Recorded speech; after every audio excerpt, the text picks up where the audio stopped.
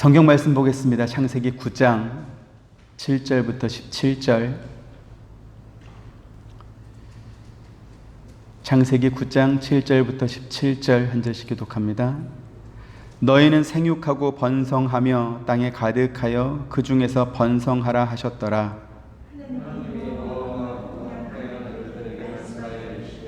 내가 내 언약을 너희와 너희 후손과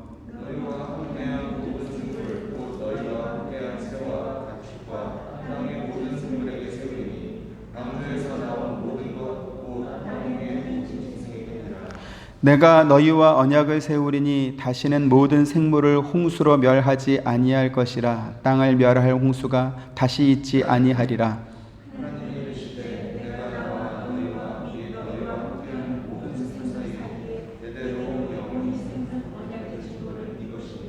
내가 내 무지개를 구름 속에 두었나니 이것이 나와 세상 사이의 언약의 증거니라.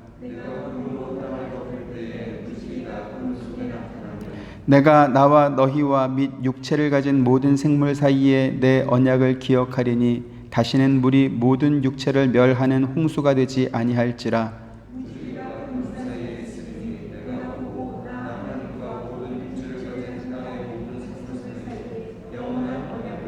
같이 하나님이 노아에게 또 이르시되 내가 나와 땅에 있는 모든 생물 사이에 세운 언약의 증거가 이것이라 하셨더라. 아멘.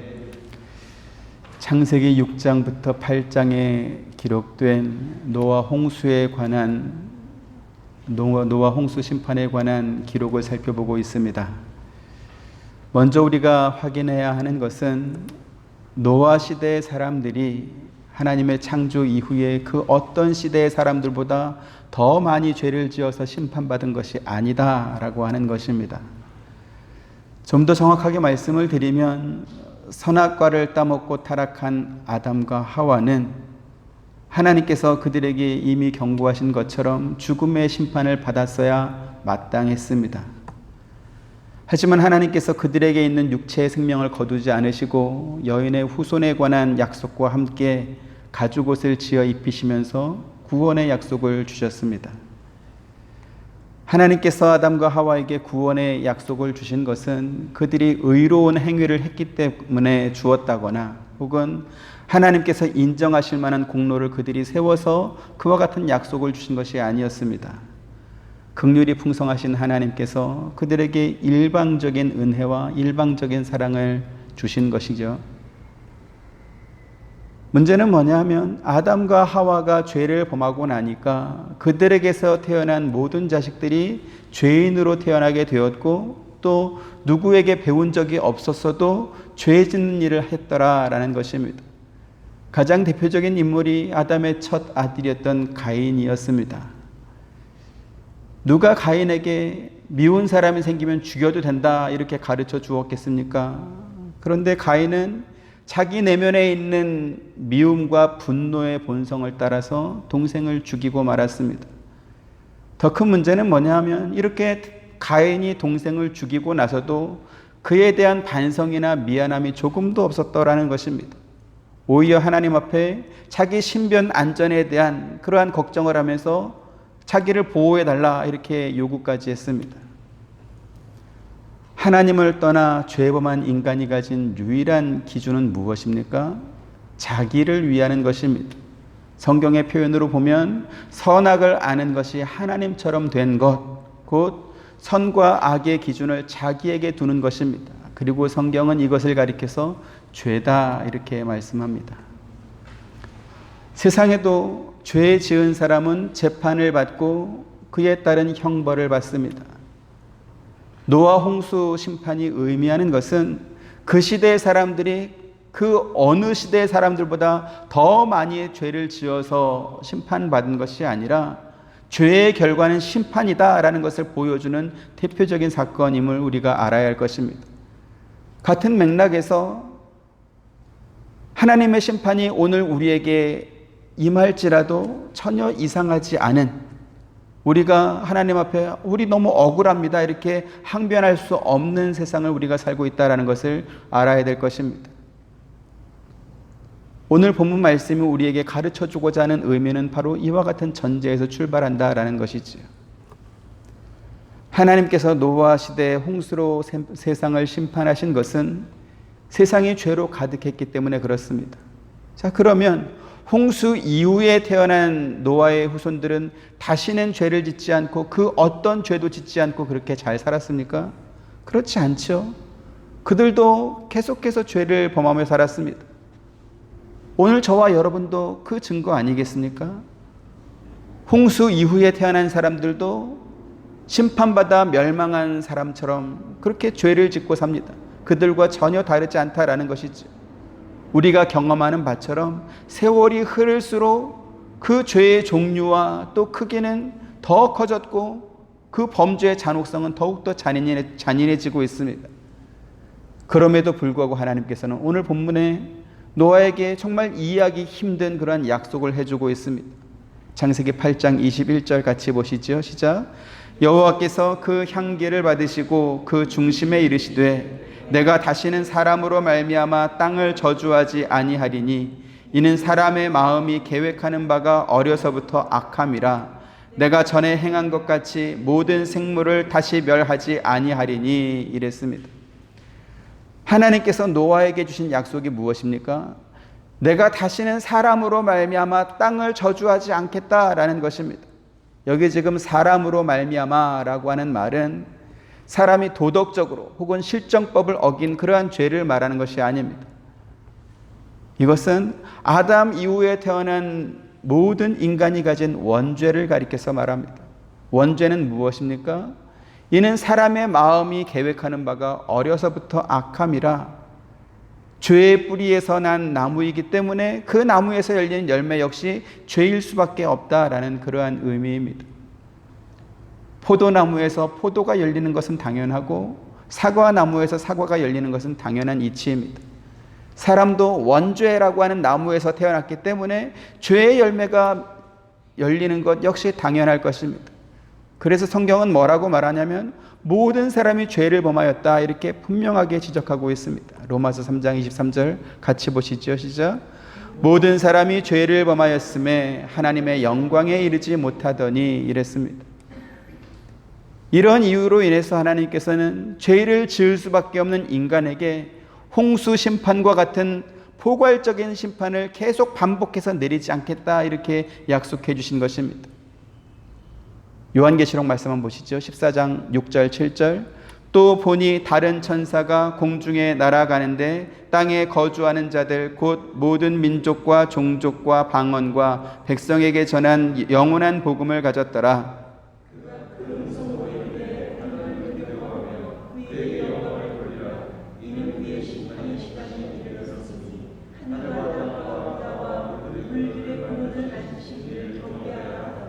네, 여기 지금 이는 그의 심판의 시간이 이르렀음이니 이렇게 말씀하고 있습니다. 구약 성경이 하나님께서 아브라함과 모세와 선지자들에게 약속하신 메시아 곧 예수 그리스도에 관한 기록이라고 한다면 신약 성경은 다시 오실 예수님의 재림에 관한 기록입니다. 예수님의 재림이 무엇을 의미합니까? 지금 요한계시록 말씀처럼 마지막 심판을 의미합니다.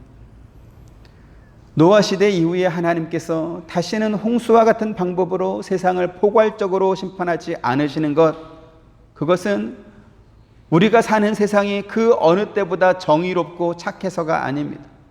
우리가 죄를 범하지 않고 의롭게 살기 때문이 아니다라는 것이죠. 하나님께서 마지막 최후의 심판을 하시기 전까지 홍수 심판과 같은 포괄적인 심판을 보류하심으로 인해서 인간과 또 세상에 있는 모든 생명을 보존하시려는 하나님의 은혜와 하나님의 선하신 뜻이다라는 것을 우리가 알아야 할 것입니다. 이것은 앞서 21절 말씀에서도 우리가 살펴본 것처럼 홍수 심판 이후에 하나님께서 노아에게 하신 약속에서 그대로 또 확인되고 있습니다. 내가 다시는 사람으로 말미암아 땅을 저주하지 아니하리니 이는 사람의 마음에 계획하는 바가 어려서부터 악함이라 이랬죠. 여기서 우리가 확인해야 되는 것이 있습니다. 지금 이 말씀은 하나님께서 홍수로 세상을 심판하기 전에 하셨던 말씀과 똑같다라는 것입니다. 심판하기 전에 하나님께서 뭐라고 그러셨죠? 창세기 6장 5절 같이 봅니다. 시작. 여호와께서 사람의 죄악이 세상에 가득함과 그의 마음으로 생각하는 모든 계획이 항상 악할 뿐임을 보시고 이랬습니다. 이처럼 심판을 받기 전이나 심판을 받고 난 뒤나 사람이 죄에 범하는 것은 변하지 않았더라라는 것입니다. 그러면 이제 우리가 여기서 드는 의문점이 있죠. 그렇다면 하나님께서 홍수 심판을 하신 이유가 도대체 뭐냐라는 것입니다. 홍수 심판하기 전이나 심판하고 난 뒤나 사람들은 조금도 변하지 않고 마음으로 생각하고 계획하는 모든 것이 어려서부터 악한 것이 똑같았다라고 한다면 그러면 심판은 왜 했냐라는 것이죠. 그래서 우리가 성경을 읽으면서 노아 홍수 그러면 심판 이렇게만 기억하면 안 된다라는 것입니다. 오늘날 많은 사람들이 노아 홍수 그러면 노아 시대의 사람들이 너무나 죄를 많이 범해서 그래서 죄가 땅에 가득했기 때문에 하나님께서 홍수로 세상을 심판했다 이렇게만 생각합니다. 하지만 우리가 지금 확인하고 있는 것처럼 죄의 종류나 파급력이나 잔인하고 잔혹한 것으로만 따진다고 한다면 노아 시대보다 오늘날이 훨씬 더 잔인하고 잔혹하고 죄의 종류도 너무나 더 많습니다. 악독하다라는 것이죠.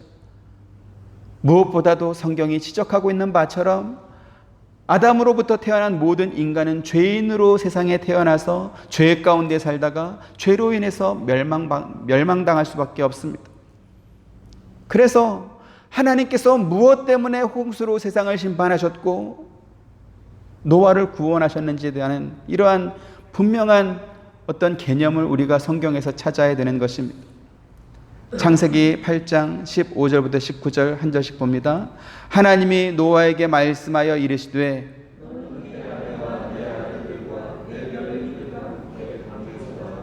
너와 함께한 모든 혈육 있는 생물 곧 새와 가축과 땅에 기는 모든 것을 다 이끌어내라. 이것들이 땅에서 생육하고 땅에서 번성하리라 하시매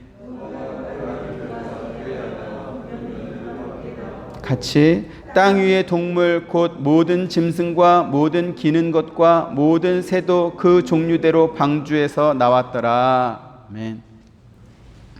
하나님께서 굳게 닫혔던 방주의 문을 열어주시면서 노아에게 하신 말씀입니다. 먼저 우리가 확인해야 될 것은 뭐냐면 비록 노아가 하나님의 명령대로 방주를 만들긴 했지만 그러나 그 방주의 문을 닫은 것은 노아가 자기의 의지대로 닫은 것이 아니라 하나님께서 바깥에서 닫아주셨다라는 것입니다. 그리고 열 때도 노아가 자기가 연 것이 아니라 하나님께서 열어주셨습니다. 지금 이 말은 노아가 자기의 의지와 결단으로 방주에서 나올 능력이 없었다라는 것입니다. 노아는 하나님의 명령에 따라 방주에 들어갔고 나올 때도 하나님께서 이제 나와라 그러니까 나오고 있죠. 이것은 우리가 받은 구원에서도 똑같이 적용되고 있습니다. 구원은 내가 받고 싶어서 혹은 내가 기독교를 선택하고 내가 하나님을 믿기로 선택해서 우리가 구원받은 것이 아니라 하나님께서 모든 것을 주관하신다라는 것을 이 방주 사건에서 보여주는 것입니다. 17절에 하나님께서 노아에게 생물 곧 새와 가축과 땅에 기는 모든 것을 다 이끌어내라. 이것들이 땅에서 생육하고 땅에서 번성하리라 이렇게 말씀하고 있습니다. 지금 이 말씀은 하나님께서 천지 창조를 하신 후에 사람에게 하셨던 말씀과 또 똑같습니다. 내용이 같습니다. 창세기 1장 27, 28절 한 절씩 봅니다. 하나님이 자기 형상 곧 하나님의 형상대로 사람을 창조하시되 남자와 여자를 창조하시고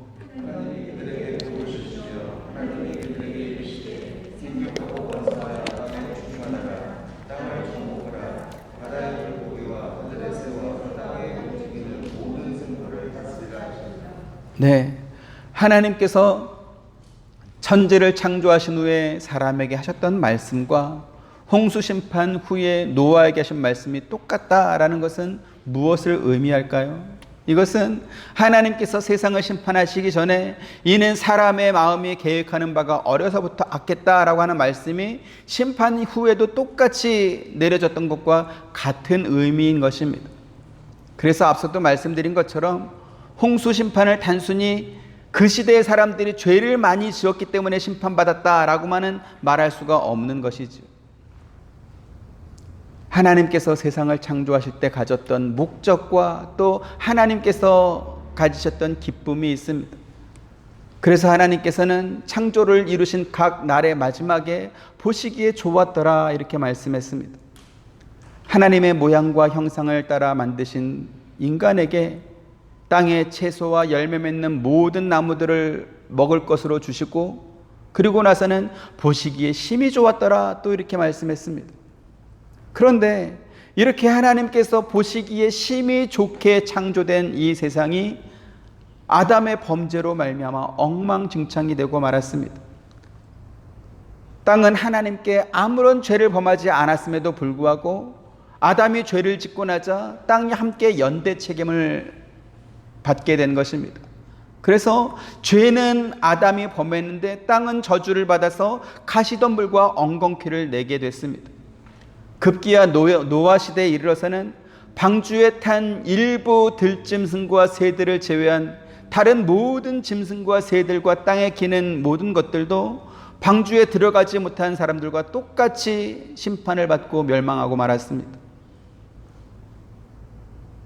하나님께서 가장 완벽하게 창조하신 세상이 사람이 죄를 지을 때마다 이렇게 엉망진창이 될 수밖에 없는 이러한 심판이 계속 반복된다면, 그러면 하나님의 존재는 어디서 증명되겠냐라는 것이죠. 분명 하나님께서는 세상을 가장 좋게, 가장 아름답게, 가장 완벽하게 창조하셨는데 사람이 죄를 지을 때마다 홍수 심판, 그래서 다 죽여버리고 다시 또 생육하고 번성하게 만들었는데 또 사람이 죄를 져서 또 심판, 이렇게 되면 하나님의 창조가 뭐가 되겠냐라는 것입니다. 오늘 본문 말씀이 우리에게 주는 의미가 바로 그에 관한 설명입니다.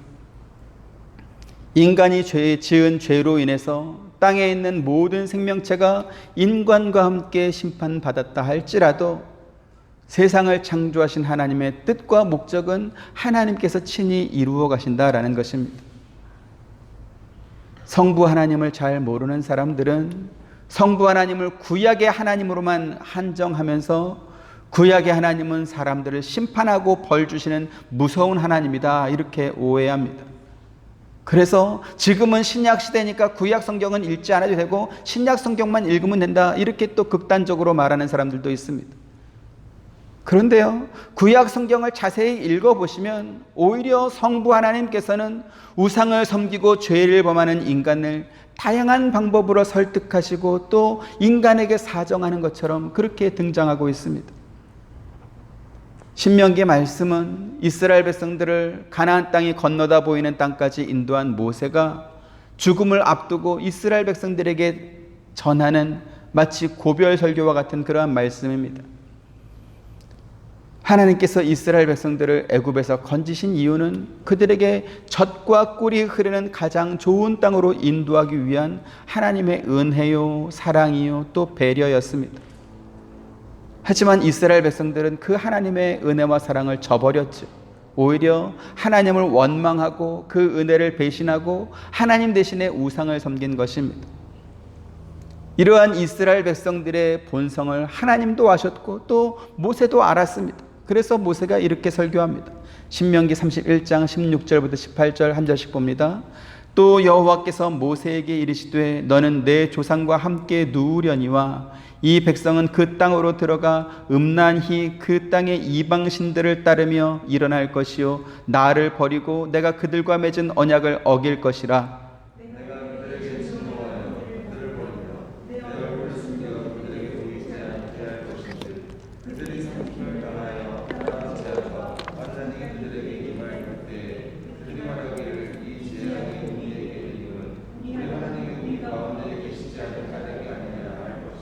같이 또 그들이 돌이켜 다른 신들을 따르는 모든 악행으로 말미암아 내가 그때 반드시 내 얼굴을 숨기리라 이랬습니다. 이 백성이 그 땅, 어느 땅이죠? 가나안 땅에 들어가게 되면 하나님을 버리고 이방 신들을 따를 것이고 하나님과 맺은 언약도 그들이 어길 것이다 이렇게 말씀합니다. 그렇게 죄에 범한 이스라엘 백성들에게 허다한 재앙과 환란이 임하게 되면 우리 하나님이 우리 가운데 계시지 않은 까닭이다, 하나님이 우리를 버렸기 때문이다 이러면서 하나님을 또 원망할 것이다 이렇게 말하고 있습니다. 생각해 보겠습니다. 죄 지은 사람이 공정한 판결을 받고 그에 합당한 벌을 받는 것, 이것은 그래야 되는 것입니까? 그러면 안 되는 것입니까? 가령 길에서 누군가를 해치고 그 사람의 돈을 빼앗았다. 그리고 그 사람이 경찰한테 붙잡혔다. 그러면 경찰이 그 사람을 그냥 풀어주는 게 사랑이고 정의입니까? 아니면 그 사람을 재판에 넘겨서 그가 벌을 받게 하는 게 정의입니까? 어떤 게 정의죠? 전자입니까? 후자입니까? 후자죠. 만약에 경찰이 그냥 놔줬다. 강도뿐만 아니라 살인, 각종 나쁜 죄들 있지 않습니까? 경찰이 잡고도 그냥 놔줬다. 아니면 검찰이 조사도 않고 그냥 놔줬다. 그러면 그 사회는 공정한 사회입니까? 부패한 사회입니까? 그럼 부패한 사회겠죠. 이스라엘 백성들이 벌을 받은 것은 하나님이 무서운 분이어서 그들이 벌을 받은 것이 아니라 하나님이 공정하신 분이기 때문에 그들이 죄에 합당한 벌을 받은 것입니다. 모세가 지금 이 말씀을 이스라엘 백성들에게 한 것은 그들이 아직 광야에 머물고 있을 때 주신 말씀입니다. 그래서 계속해서 이렇게 말합니다. 19절부터 22절 또 한 절씩 봅니다. 그러므로 이제 너희는 이 노래를 써서 이스라엘 자손들에게 가르쳐 그들의 입으로 부르게 하여 이 노래로 나를 위하여 이스라엘 자손들에게 증거가 되게 하라.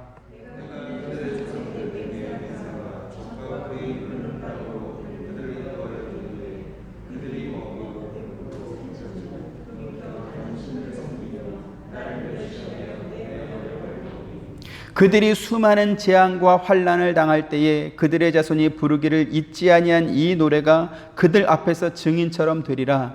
나는 내가 맹세한 땅으로 그들을 인도하여 드리기 전 오늘 나는 그들이 생각하는 바를 아노라.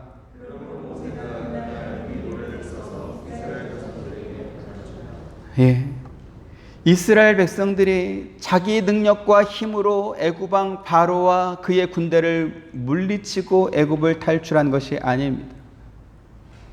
거인의 후손이 살던 가나안 땅을 전쟁으로 물리치고 그 땅을 빼앗아서 자기네 땅으로 만든 것이 아닙니다. 하나님께서 그들에게 조상에게 약속하셨던 아름다운 땅으로 그들을 인도하기 위해서 애굽 왕 바로와 그의 군대를 물리치셨고, 그리고 가나안 땅에 살던 그 거인 족속들을 다 물리칠 수 있도록 해줬습니다. 그래서 그 땅에 들어가서 땅을 분배받고 거기서 농사를 지어서 그래서 배부르고 살찌게 해주었더니 그 다음에 어떻게 한다고요? 하나님을 배신하고 하나님을 멸시하더라는 것입니다. 그 결과 어떻게 된다고 그랬습니까? 수많은 재앙과 환난을 당할 거라고 말했습니다. 그들이 환난과 재앙을 당하는 이유가 무엇입니까? 그들이 하나님을 버리고 우상을 섬기고 죄를 지었기 때문에 그런 것입니다. 그리고 그들이 앞으로 그렇게 될 거라는 것을 마치 우리 아리랑 민요처럼 노래로 만들어서 이스라엘 백성들에게 부르게 해라. 그렇게 한 이유가 무엇입니까? 하나님이 그들을 가나안 땅으로 인도해 주셨다라는 것을 대대로 기억하라고 노래로 만들어서 가르쳐 주라고 한 것입니다. 아직 그들이 가나안 땅에 들어가지 않았습니다. 그들은 아직 하나님을 배신하지 않았고 우상을 섬기지도 않은 상태입니다. 그러나 하나님은 이미 알고 계셨던 것이죠. 너희가 들어가서 배부르고 살찌고 잘 먹고 잘 살게 되면, 등 따시고 배부르게 되면 분명히 하나님을 배신할 거야. 우상을 섬길 거야. 그러다가 환난을 당하고 재앙을 당할 거야. 그러고 나면 너희들이 하나님이 우리 가운데 없다라고 그렇게 원망할 거야. 이걸 노래로 만들어. 그래서 지금부터 가르쳐 줘서 다 부르게 해. 그 일이 있고 나서 노래로 만든 게 아니라 아직 그 일이 있기도 전에 하나님께서 노래로 만들어서 가르쳐 주라고 했고, 그날 모세가 노래로 만들어서 이스라엘 백성들에게 가르쳐 주고 그들에게 부르겠다라는 것입니다. 그런데요, 우리가 성경과 역사를 통해서 확인하고 알고 있는 것처럼 그 이후에 이스라엘 나라가 어떻게 무슨 순서로 나라가 만들어지고 왕들이 세워지고 나라가 분열되고 그러다가 멸망하게 됐는지 다 알고 있습니다. 그들이 모세 때부터 노래까지 만들어 부르면서 하나님께서 무엇을 염려하고 계시는지 다 알고 있었지만, 그러나 그들은 하나님을 버리고 우상을 섬기다가 결국 멸망하더라는 것입니다. 그러면 그들이 그렇게 멸망당한 것은 누가 잘못해서 그렇게 된 것입니까? 하나님이 정말로 사소한 인간의 잘못도 용서하지 않고 무조건 심판하는 무서운 분이기 때문에 그렇게 된 것입니까? 오히려 그 반대 아니겠습니까? 이스라엘이 잘못된 길, 멸망당할 길로 갈까봐 그래서 미리 조심하라고 노래까지 만들어서 부르도록 해 주어서도 끝내 이스라엘 백성들은 하나님의 말씀을 듣지 않았습니다. 그래서 우리가 성경을 읽으면 읽을수록 이스라엘이 멸망한 것은 당연했다.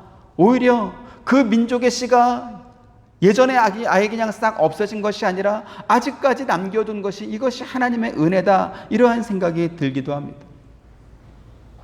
이처럼 패역하고 배은망덕한 이스라엘을 하나님께서 얼마나 위하셨는지 우리는 성경을 통해서 또 확인할 수 있습니다. 예레미야 31장 7절부터 9절 또 한 절씩 봅니다. 여호와께서 이와 같이 말씀하시니라. 너희는 여러 민족의 앞에 서서 야곱을 위하여 기뻐 외치라. 너희는 전파하며 찬양하며 말하라. 여호와여 주의 백성 이스라엘의 남은 자를 구원하소서 하라.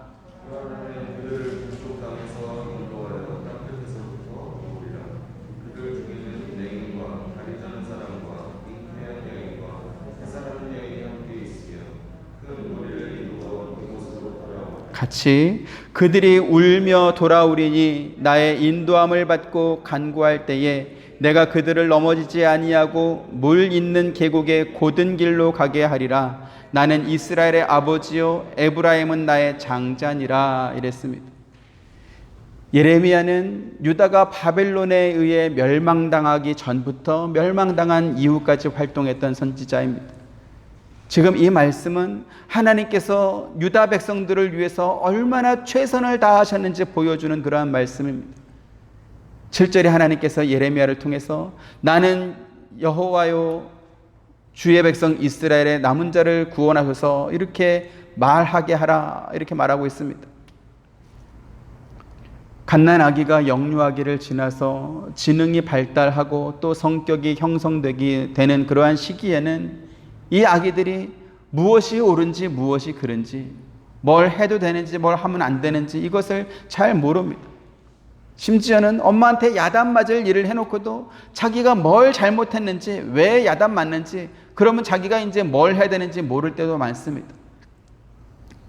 그럴 때 엄마가 아이한테 말합니다. 이거 하면 안 돼. 이건 잘못한 거야. 그러면서 잘못했습니다라고 말해. 다시는 안 그러겠다 이렇게 말해. 이렇게 어떻게 해야 되는 것까지 다 가르쳐 줍니다. 그러면 엄마는 왜 아이한테 이렇게 하라고 말해 이렇게까지 가르쳐 줄까요?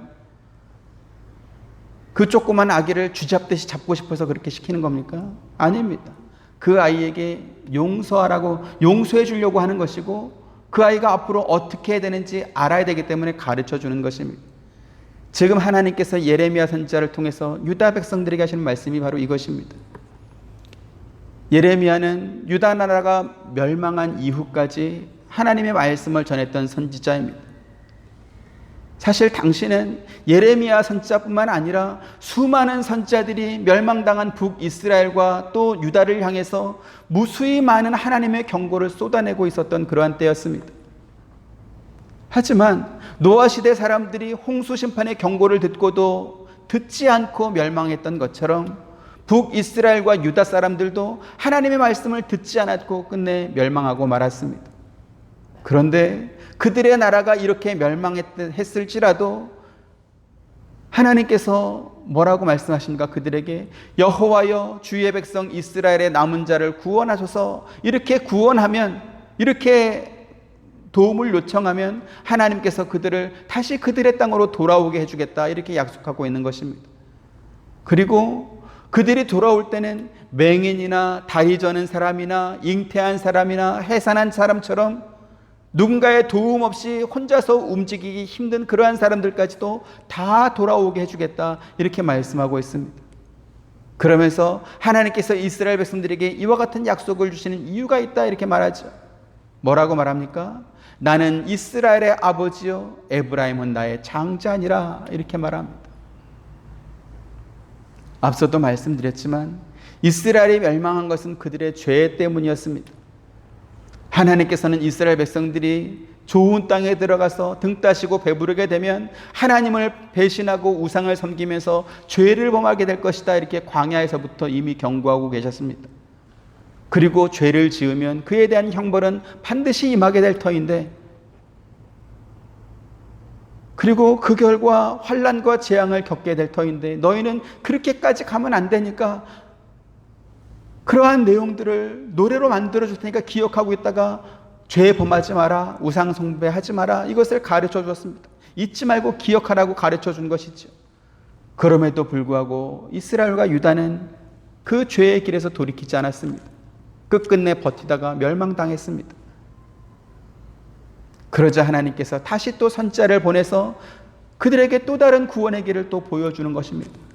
너희가 그렇게 내 말 안 듣고 멸망했을지라도 여호와여, 우리 백성을 기억하고 구원하여 주옵소서, 이렇게 기도하면 내가 너희를 또 돌아오게 해줄게. 왜요?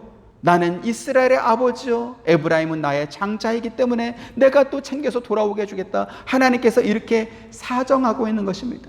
누구에게요? 죄 범한 인간에게 하나님께서 오히려 사정하고 있는 것입니다. 나라가 멸망하고 포로로 붙잡혀간 사람처럼 불쌍한 사람들은 없을 것입니다. 하지만 포로로 끌려갔지 않았다 할지라도 내전으로 인해서 나라를 탈출한 요즘의 시리아나 미얀마의 난민들처럼 국가의 보호를 받지 못하는 난민의 신변은 결코 안전하지 않습니다. 난민은 어디를 가든지 환영하지 못할 뿐더러 후에 그들이 고향으로 돌아온다 할지라도 자국민에게 환영받지 못한다라는 것은 우리의 역사에서도 확인하고 있지 않습니까? 1636년 인조 14년 때 병자호란이 일어났습니다. 그 병자호란에서 우리나라는 패퇴했고 임금은 도망갔고 60만에 가까운 우리나라 백성이 끌려갔습니다. 노예처럼 끌려갔습니다. 그로부터 약 한 3년 후쯤에 돈 있는 양반집 사람들이 돈을 모아서 청나라에다가 돈을 주고 자기 딸들을 또 데리고 옵니다. 그런가 하면 끌려가다가 이렇게 탈출한 사람도 있었습니다. 여인들이. 근데 여자의 몸으로 이렇게 도망쳐 나올 수가 없으니까 남장을 하고 돌아왔겠죠. 그렇게 돌아온 사람들을 가리켜서 우리나라에서 뭐라고 그랬습니까? 환향했다 그래서 환향여 이렇게 불렀습니다. 또 여자가 남자 옷을 입고 갓을 쓰고 이렇게 고향으로 돌아오니까 여인들은 수염이 없지 않습니까? 수염이 없으면 아이잖아요. 그래서 갓 쓴 아이 이렇게 불렀습니다. 그래서 갓 쓴 아이가 나중에 가시나가 됩니다. 그러니까 환향여나 가시나나 다 좋지 않은 맥락에서 만들어진 그러한 단어입니다. 이처럼 나라 잃은 백성 혹은 나라에 보호받지 못한 그러한 사람들은 환영받지 못하는 것이 분명한 사실입니다. 그런데 하나님께서 이스라엘 백성들이 자기 집으로 돌아오게 할 때는 그들이 천대받고 미움받는 존재로 돌아오는 것이 아니라 금이 환영하는 것처럼 돌아오도록 해주겠다, 이와 같은 약속을 주고 있습니다. 보시죠. 31장 9절부터 12절 한 절씩 봅니다. 그들이 울며 돌아오리니 나의 인도함을 받고 간구할 때에 내가 그들을 넘어지지 아니하고 물 있는 계곡의 곧은 길로 가게 하리라. 나는 이스라엘의 아버지요 에브라임은 나의 장자니라.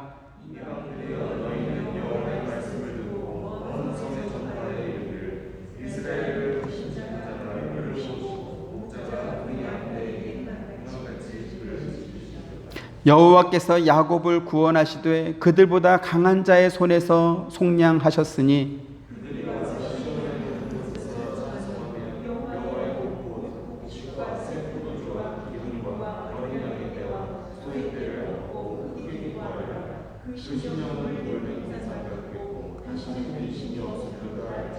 네, 그들이 돌아오면 곡식과 새 포도주와 양떼와 속대를 얻어서 다시는 근심 없이 살게 해주겠다, 이렇게 약속합니다. 왜요? 이스라엘은 그들의 아들이기 때문에 그렇습니다. 하나님의 장자이기 때문에 그렇습니다.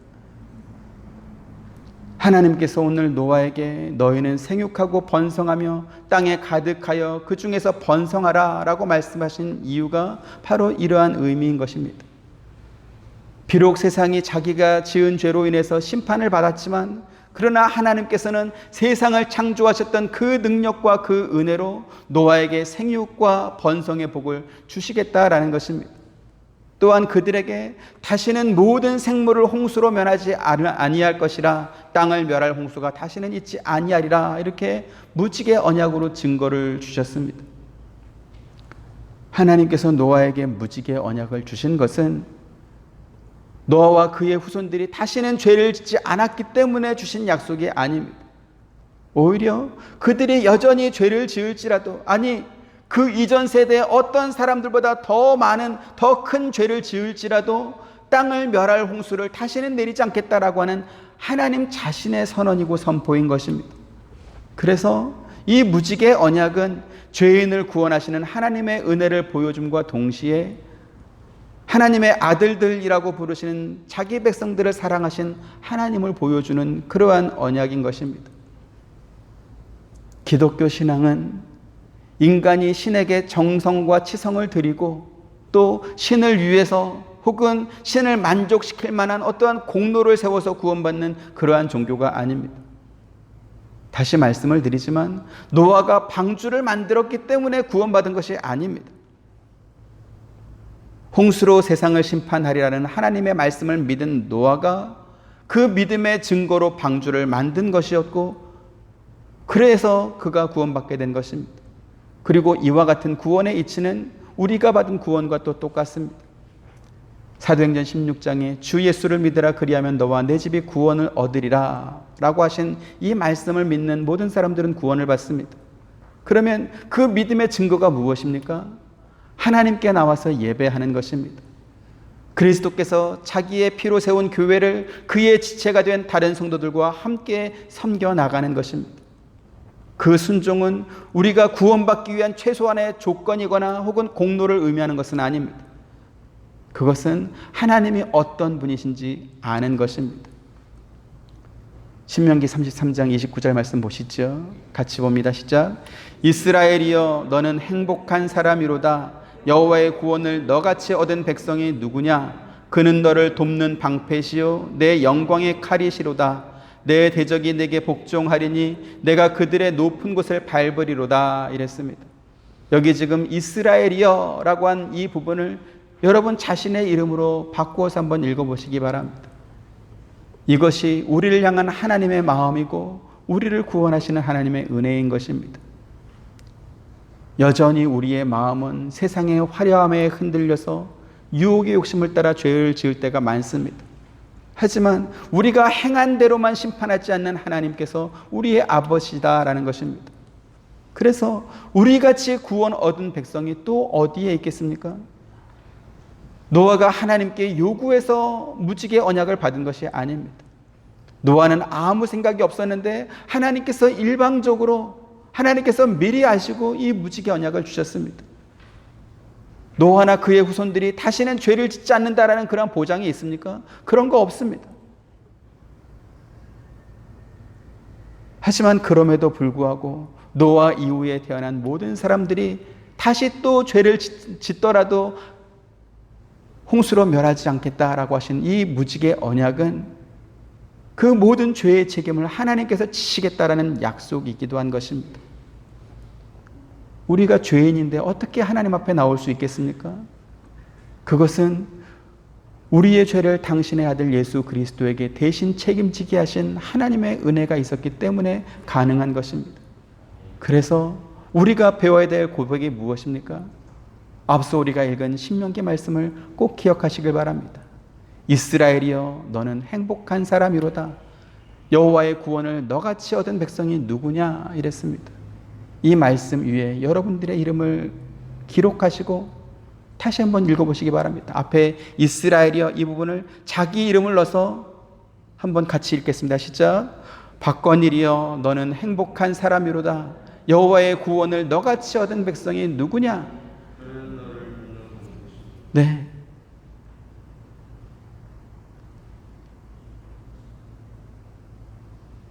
이와 같은 구원을 얻은 우리들이니 우리가 행한 대로 하나님께서 일일이 다 죄의 값을 이렇게 우리에게 물지 않으시는 분이 우리 아버지이시니 이 하나님에 대한 은혜와 사랑을 우리가 깊이 깨닫고 노아가 방주를 만들므로 그 믿음을 보였던 것처럼 오늘 우리도 하나님께서 우리를 구원하신 이 은혜에 대한 순종을 예배하는 것으로, 교회를 섬기는 것으로, 또 여러분들의 각자 생활의 삶의 위치에서 말씀에 순종하시는 것으로 이렇게 증명해 보시기를 주님의 이름으로 축원드립니다. 은혜로우신 아버지 하나님 감사합니다. 허물과 죄밖에 없는 죄인으로 태어나서 죄를 지으며 살다가 죄 가운데 멸망할 수밖에 없는 우리들이온데 하나님께서 노아 때 심판받은 다른 사람들처럼 우리를 그렇게 버려두지 않으시고 특별히 선택하여 구원한 노아와 같이 우리를 하나님의 자녀와 백성으로 하나님의 아들로 삼아주시니 참으로 감사를 드립니다. 우리와 같은 구원을 얻은 백성이 또 누가 있겠습니까? 큰 사랑을 받은 우리오니 이 사랑 안에 거하게 하시고 멸망당한 이스라엘 백성들처럼 패역하여 하나님을 배신하고 죄를 짓다가 그렇게 재앙 가운데 환난 가운데 던져지지 않게 하여 주옵시고 늘 경성하고 깨어서 하나님 말씀에 순종하는 우리 모두가 되도록 인도하여 주옵소서. 예수님의 이름으로 기도합니다. 아멘. 지금은 우리 주 예수 그리스도의 은혜와 하나님의 크신 사랑과 보혜사 성령님의 감화감동 교통하심이 주의 은혜를 깨닫고 또 주의 은혜 안에 살길 원하는 사랑하는 모든 성도님들의 머리 위에와 가정과 생업과 하시는 모든 일들 가운데 지금부터 영원토록 함께 있기를 축원하옵나이다. 아멘.